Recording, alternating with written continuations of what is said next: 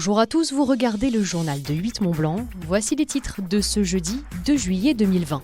Avec les beaux jours, le lac est de plus en plus fréquenté. Alors la gendarmerie et la direction départementale des territoires veillent à ce que les règles de sécurité soient respectées.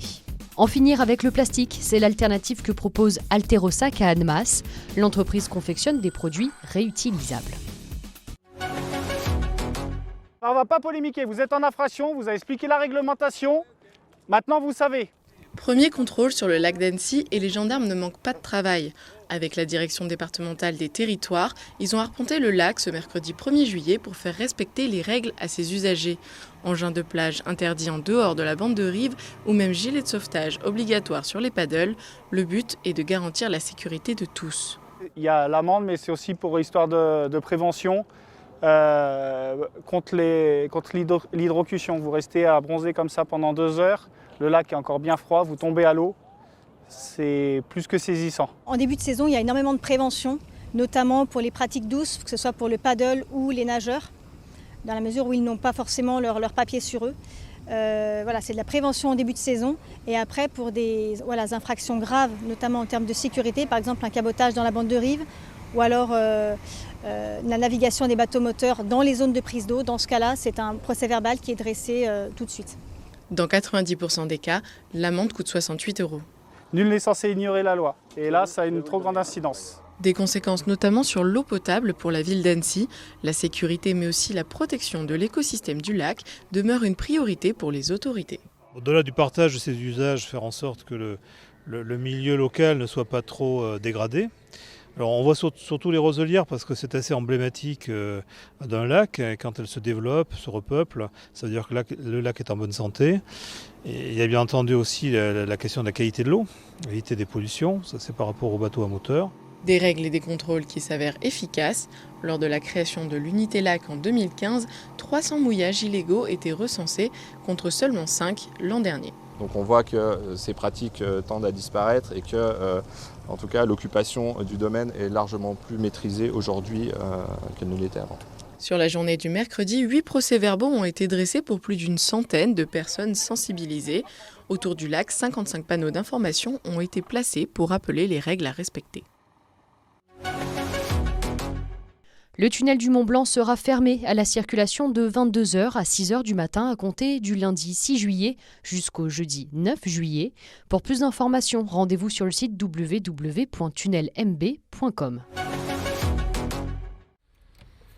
Alterosac est une proposition, une alternative durable aux emballages jetables, un univers de tous les possibles pour vivre un quotidien zéro déchet. Tous les produits proposés par son atelier boutique sont confectionnés à la main à partir de matières nobles et naturelles, certifiées bio ou écotech telles que le lin, le chanvre ou le bois. Sa seule volonté est offrir la possibilité à tout un chacun de bannir le plastique de sa vie quotidienne pour le remplacer progressivement par différents emballages réutilisables. On est dans l'air du temps, entre guillemets, en se disant que voilà, le zéro déchet, même si au début on commençait à en parler, maintenant voilà, tout le monde a un peu franchi le pas, à sa manière, à son échelle, mais tout le monde a un peu franchi le pas. Et puis typiquement, on le voit des gens qui sont ici en boutique en bas, qui voient que c'est fait juste à l'étage en fait. Ils entendent les machines, ils entendent les filles qui parlent, si jamais ils peuvent aller voir. Ils se rendent compte que voilà, c'est vraiment fait ici, c'est des filles directement qui travaillent pour ça. C'est vraiment artisanal et je pense que ça fait vraiment partie des besoins des gens maintenant, de se dire ben voilà, c'est vraiment fait en local. Pour nous, c'est vraiment ça qui est important et je pense que ça plaît aux gens du coup.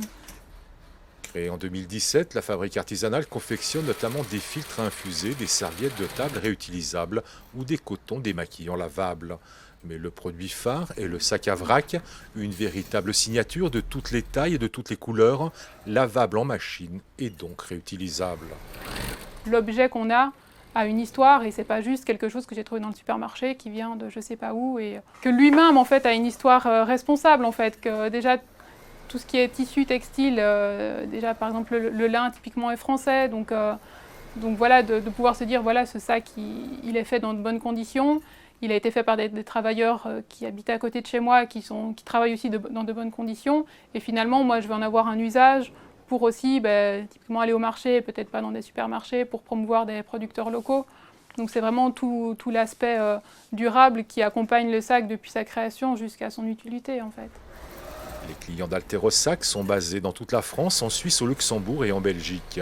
En accompagnant ce nouveau mode de consommation bien réel qu'est le vrac et en proposant une réponse adaptée à une demande grandissante, la jeune entreprise almacienne récemment constituée en SCOP assure sa réussite. Pour ses 12 salariés, l'engagement militant se vit désormais comme une vocation, nous incitant par leur travail à réaliser un geste pour la planète en limitant sensiblement nos déchets d'emballage, le gaspillage alimentaire, tout en nous incitant par sagesse à consommer raisonnablement local. Pour suivre Sébastien Chéniaud, il faut se lever tôt. On va monter tranquillement les quelques centaines de mètres qui nous restent pour aller au sommet du Verrier, pour aller découvrir le lac qui là va être libre au niveau des couleurs et nous permettre d'avoir de très très belles images. À 48 ans, Seb Chéniaud a une carrière d'athlète bien remplie. Sportif professionnel depuis 2009, il a marqué de son nom les plus grandes compétitions internationales comme l'Ultra Trail du Mont Blanc où il termine 2e en 2009 et 3e en 2011. Plus récemment, il a terminé 4e de l'Oman by UTMB, prestigieuse course technique organisée dans le sultanat d'Oman. Le confinement a mis en pause toutes les compétitions mais le trailer reste optimiste. Je pense que ça a un aspect très bénéfique. Maintenant, ça n'empêchera pas de refaire des compétitions en fin d'année. Et puis s'il n'y a pas de compétition, c'est un détail pour moi. Je pense que c'est un aboutissement, ça peut être une bonne source de motivation car il faut avoir des objectifs pour pouvoir continuer à évoluer, à progresser.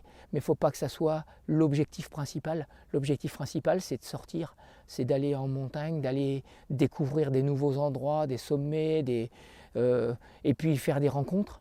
Les rencontres, tout comme l'environnement, sont au cœur de la vie de Sébastien Chéniaud. On s'est rendu compte petit à petit, et moi en particulier, qu'il y avait de plus en plus de consommateurs, en fait, qui n'étaient pas vraiment des gens qui aimaient la nature. Ça leur donnait, je dirais, une excuse pour aller en nature, mais qui ne sortaient pas le nez du chrono ou le nez devant leurs pieds, quoi. Et autour, il faut aller voir les choses, il ne faut pas être consommateur de course, ni consommateur, si c'est courir une course pour avoir la médaille de finisher, ça n'a pas forcément d'intérêt. Ce qui est intéressant, c'est de découvrir un parcours, une région, un endroit, un lieu, des gens.